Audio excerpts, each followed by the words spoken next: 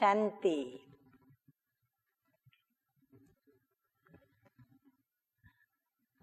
भारत देश हमारा धार्मिक त्योहारों का देश, तो आ गई नवरात्रि।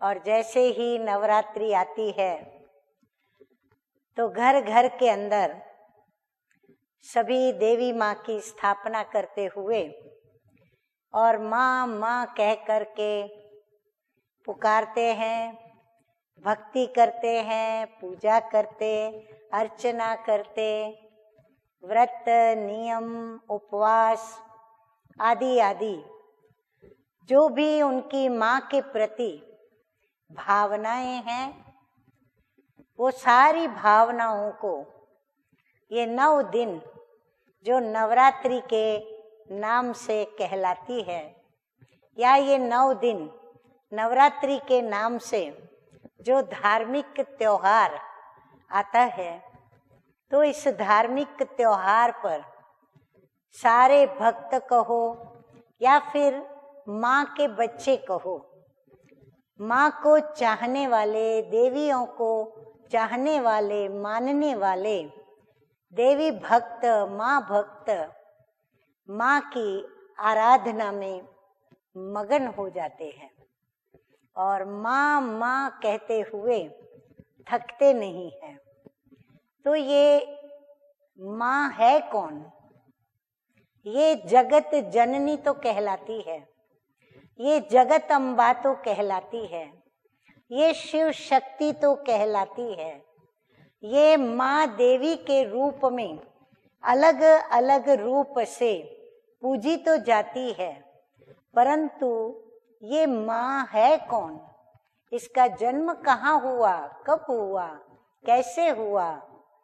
इसका धार्मिक इतिहास हर शास्त्रों के अंदर अलग अलग रूप से बताया गया है, परंतु आज हम सरल बातें सुनेंगे जो सरलता से हमारे जीवन के लिए उपयोगी बातें हैं और जिसका आचरण हम देवी माँ की आराधना करते हुए सरलता से कर भी सकते हैं। अक्सर इन देवियों को, जितनी भी देवियाँ, चाहे वो युगल रूप में भी किसी की पत्नी हो या फिर वो कुंवारी कन्या के रूप में हो या बाल ब्रह्मचारिणी हो, चाहे तपस्विनी हो, चाहे वो वरदानी हो, चाहे वो जगत कल्याणी हो, चाहे वो जगत जननी हो, लेकिन ये जो भी देवियाँ गाई जाती हैं, पूजी जाती हैं, वो कहलाती हैं शिव की शक्तियाँ। और शिव का अर्धनारीश्वर स्वरूप भी बहुत प्रख्यात है।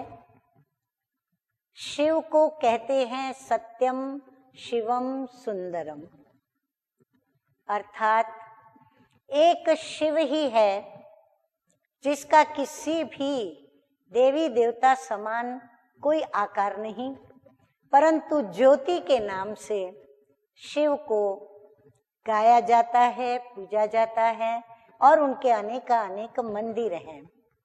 और उस शिव को जो ज्योति बिंदु है, निराकार है, कल्याणकारी है, जो सत्य है, सुंदर है, तो उस शिव की यह शक्तियाँ क्यों गाई जाती हैं? क्योंकि शिव कंबाइंड स्वरूप में शक्तियों का साथी है। शक्ति और शिव दोनों मिल करके अर्धनारीश्वर, यह प्रभु का और माँ का रूप बताया जाता है। तो शक्तियाँ वह भी आद्या शक्ति माना आदि शक्ति के रूप में संसार में गाई जाती है, पूजी जाती है और उसको मान्यताएं प्राप्त है। हर एक के हृदय में श्रद्धा पूर्वक पूज्य भाव से इन शक्तियों को मान्यता देते हैं, पूजते हैं, नमन करते हैं और अपनी जो भी मनोकामनाएं हैं वो इस माँ के आगे रख करके अपनी मनोकामनाओं को पूर्ण करते हैं। और माँ भी उनकी मनोकामना पूर्ण करती है, क्यों न पूरा करे, क्योंकि माँ जो ठहरी। और माँ के विषय में तो कहने की आवश्यकता ही नहीं कि माँ शब्द या माँ अक्षर कितना जगत के कल्याणार्थ है। माँ है तो सब कुछ है। और इसीलिए प्रभु ने भी अपना परिचय माँ के रूप को इस धरती पर उतार कर और परिचय दिया। और यही कारण है कि माँ को प्रभु का दर्जा मिलता है। माँ को भी प्रभु के समान श्रेष्ठ ते श्रेष्ठ, ऊंच ते ऊंच गाया जाता है। वेदों ने तो उनकी महिमा की ही है कि 100 विद्यार्थियों के बराबर एक शिक्षक, 100 शिक्षकों के बराबर एक प्राध्यापक, फिर 100 प्राध्यापक के बराबर एक गुरु और ऐसे 100 गुरुओं के बराबर एक माँ। तो माँ को तो महिमा मिली ही है। तो ये लौकिक माँ को भी यदि इतनी महिमा प्राप्त है तो ये जो भी देवियां हैं ये सब शिव शक्तियां हैं, ये सब अलौकिक माँ हैं, ये पूजनीय हैं, जिन्होंने मंदिर में स्थान प्राप्त किया है, पूज्य पद प्राप्त किया है और जो पूरे जगत का पालन करने के लिए निमित्त है। और पूरे जगत के अंदर यदि आसुरी वृत्ति वाले असुर या नकारात्मक भावनाओं वाले जो नुकसान करता ऐसी मनुष्य आत्माएं हैं, ऐसी असुरी स्वभाव वाली आत्माएं जो मनुष्य आत्मा को दुख पहुंचाती हैं, पीड़ा पहुंचाती हैं, जुल्म करती हैं, त्रास देती हैं, मनुष्य आत्माएं जिससे त्रस्त होकर हाय हाय करते हैं और त्राहिमाम करते और माँ को पुकारते हैं, तो ऐसे असुरों की वो संहारिणी भी है, विनाश करने वाली भी है।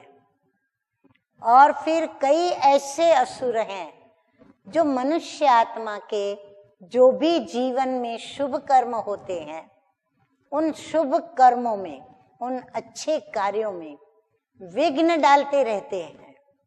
तो ऐसे असुरों की भी वो विघ्न विनाशकारी है, उन असुरों का वो नाश करने वाली है, अर्थात विघ्नहर्ता भी है। अब ये शिव की शक्तियां, उसका गायन शिव के साथ क्यों? अक्सर यदि देखा जाए तो इन सभी शक्तियों को जो भी अस्त्र शस्त्र या जो भी शक्तियां उन्हें चाहे पालन करने की, चाहे पुनर्जन्म पुनर्जीवन देने की या फिर असुरों के नाश की, जो भी शक्तियां हैं वो शक्तियां उन्हें शिव से ही प्राप्त होती हैं और वो भी भिन्न भिन्न प्रकार के अस्त्र शस्त्रों के द्वारा। तो क्या ये जो भी देवी माँ है, जो भी नवरात्रि के अंदर देवी के रूप में, माँ के रूप में गाई पूजी जाती है, उन देवियों के एक काली को छोड़ करके उनके चेहरे भी अति सुंदर, सौम्य, चमकने वाले और उनको देखते हुए, उनकी मधुर मुस्कान को देखते हुए तुरंत हृदय उनको माँ कहने को या उनको माँ के रूप से हृदय में प्रस्थापित करने को तैयार हो जाता है।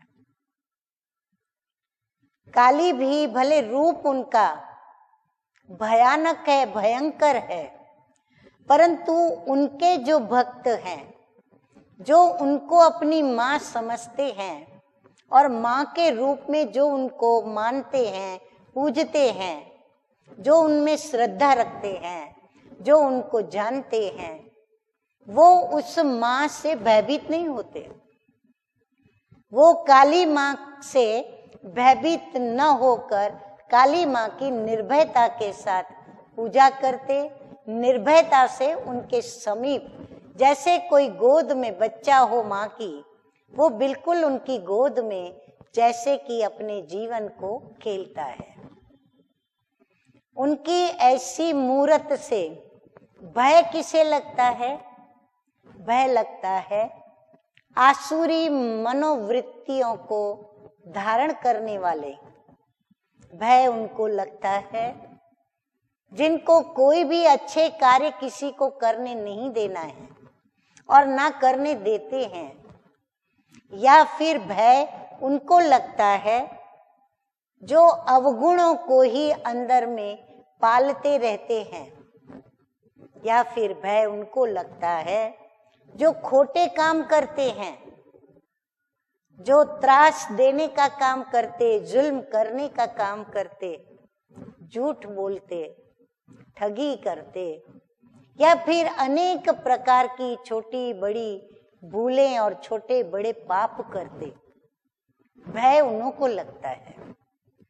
परंतु जो श्रद्धा भाव से माँ माँ कहकर जो उस काली माँ को याद करते हैं, वह तो काली माँ को भी माँ की ममता सम, उसकी ममता को प्राप्त करने अंदर में सदैव उतावले रहते हैं और उसके भी दर्शन करने के लिए तपस्याएं करते हैं, तप करते, व्रत करते, उपवास करते और माँ को प्रसन्न करने का यत्न करते। प्रत्येक देवी को यदि श्रद्धा भाव से या सच्चे दिल से याद किया जाता है, पूजा तो दूर की बात रही, लेकिन दिल से यदि उस माँ को याद भी कर लेते हैं तो भक्त और माँ के वह स्नेही तुरंत माँ की मदद का अनुभव करते हैं। तो ये देवियां, ये शक्तियां, ये शिव की शक्तियां कहलाई, क्योंकि शिव के द्वारा उनको शक्तियां प्राप्त होती है। या फिर जो नव दुर्गा यानी जो मुख्य देवी है, जगत अम्बा या माँ दुर्गा, उनके जो भी शक्तियों के स्वरूप है, जिन स्वरूपों को लेकर के और ये माँ दुर्गा और जगत जननी जगत अम्बा गाई जाती है या आद्याशक्ति, आदि शक्ति कही जाती है, वह शिव का ही तो साथी है, शिव का ही तो अर्ध स्वरूप है। और यही कारण है कि प्रत्येक देवी को शिव की शक्ति कहा गया है। और यह शक्तियां जब जब मनुष्य आत्मा, जो कि उसके संतान के बराबर है, नहीं संतान ही है, वो उन बच्चों को, उन बालकों को, अपने उन लालों को दुख आने नहीं देती। हाँ, इतना जरूर है कि वो जगत जननी है, तो उस माँ को सच्चे हृदय से अवश्य याद करना पड़ता है। नीयत खोटी नहीं होनी चाहिए, नीयत में सच्चाई होनी चाहिए, दिल साफ हो तो कहते हैं प्रत्येक मुराद हासिल होती है। तो ये माँ आशाओं को पूर्ण करती, ये माँ मनोकामनाओं को पूर्ण करती, ये माँ दुख दर्द को दूर करती, ये माँ जो भी कर्म भोग आते उसको सहन करने की शक्ति देती, ये माँ आने वाले दुर्गुण अवगुण यदि कोई मिटाना चाहता है तो वो मिटाने की शक्ति प्रदान करती, या कोई विघ्न डालने वाले आसुरी वृत्ति वाले असुर सामने आते हैं तो उनका सामना करने की भी शक्ति ये माँ देती है। भले ये हम जानते हैं मानते हैं, और प्रभु ने भी स्वमुख से ये कहा है कि जो भक्त मुझे जिस भी भावना से याद करता है, जिस भी रूप से याद करता है, उनकी मनोकामना मैं पूर्ण करता हूँ। पूर्ण करने वाले स्वयं परमपिता परमात्मा हैं, परंतु अर्धनारीश्वर होने के कारण जैसे प्रभु सर्व की सर्व मनोकामनाएं पूर्ण करता, सर्व बच्चों की पुकार सुनता, वैसे ही माँ आदि शक्ति, माँ जगदम्बा, माँ दुर्गा, वह भी बच्चों की पुकार सुनती और बच्चों के दुख दूर करने के लिए सदैव तत्पर रहती। नवरात्रि का त्योहार जगदम्बा और माँ दुर्गा के नव जो रूप हैं, मुख्य रूप से उन नव रूपों को लेकर के और उन्हें याद किया जाता है, और प्रत्येक रूप की अपनी अपनी विशेषताएं हैं। आप देखेंगे देवियां सिर्फ 9 ही नहीं, लेकिन कोई कहता है देवियां 64 हैं, कोई कहता है शिव शक्तियां, मुख्य आध्या देवी या आदि देवी दुर्गा और जगदम्बा ही है, तो कोई कहता है नहीं देवियां तो 9 हैं। परंतु देवियां जितनी भी हो, इतना निश्चित है कि देवी माँ के स्वरूप में होती है, और देवी माँ के स्वरूप में होने के कारण जितनी इच्छाएं, दुख दूर करना, इच्छाओं को पूर्ण करना, मनुष्य आत्माओं को कर्म बंधनों से मुक्त करना, सुख के संबंध में लाना, और जो भी उन्हें सुख, शांति, पवित्रता आदि चाहिए, जैसे वो प्रभु से प्राप्त करते हैं, वैसे ही माँ के आगे भी जब प्रार्थना की जाती, माँ की आराधना की जाती, माँ का पूजन अर्चन जब विधिवत सब कुछ किया जाता, तप किया जाता, त्याग किया जाता, तपस्या की जाती, यदि ना भी करें तो सच्चे हृदय से, भोले मन से अगर माँ को याद किया जाता है तो माँ उनकी हर इच्छा, आशा, मनोकामना पूर्ण करती है। यही कारण है घर घर में देवियों का भी गायन और पूजन है, शिव शक्तियों का भी गायन पूजन है। माँ माँ कह करके बच्चे ये 9 दिन विशेष रूप से माँ की महिमा करते थकते नहीं है, और ये उत्सव भी बड़े उत्साह और उमंग के साथ मनाया जाता है। परंतु इसके साथ, इस त्योहार के साथ रात्रि को जोड़ दिया गया है। रात्रि को क्यों जोड़ा है? तो हम देख रहे हैं कि कल्प के 4 युग, सतयुग, त्रेता, द्वापर और कलयुग, तो आधा पूरा ये कल्प एक ब्रह्मा का दिन कहा जाता है।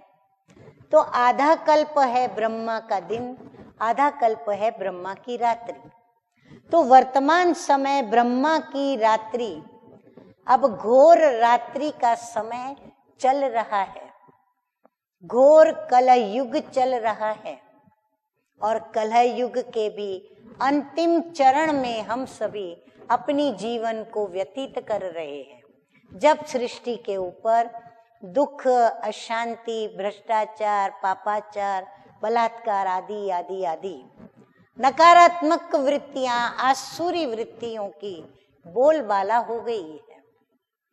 तो इसीलिए हम माँ को पुकारते हैं और माँ से ये शक्ति मांगते हैं कि जो शक्ति माँ तेरे में है वह शक्ति हमें भी प्राप्त हो, ताकि हम भी इन विघ्न डालने वाले असुरों के ऊपर या जीवन को बर्बाद करने वाले असुरों के ऊपर या जीवन को नष्ट करने वाले असुरों के ऊपर तेरी शक्तियों के द्वारा विजयी हो सके और इन असुरों को पराजित कर सके।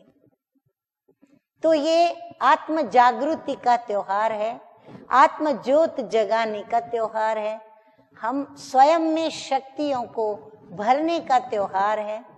तो हम माँ को याद करते हुए सिर्फ उत्साह उमंग से, सिर्फ ज्योत जगाकर या पूजा करके, भक्ति करके और खाली गरबा रास खेल के हम त्योहार न मनाएं, लेकिन इस त्योहार के हार्द को समझते हुए हम इस त्योहार को उस प्रकार मनाएं ताकि हमारे अंदर जो माँ के गुण हैं, माँ की शक्तियां हैं, हम स्वयं में वो शक्तियां माँ से वरदान के रूप में प्राप्त करें। माँ जगत जननी है तो हम भी स्वयं को इस प्रकार माँ के समान बनाएं।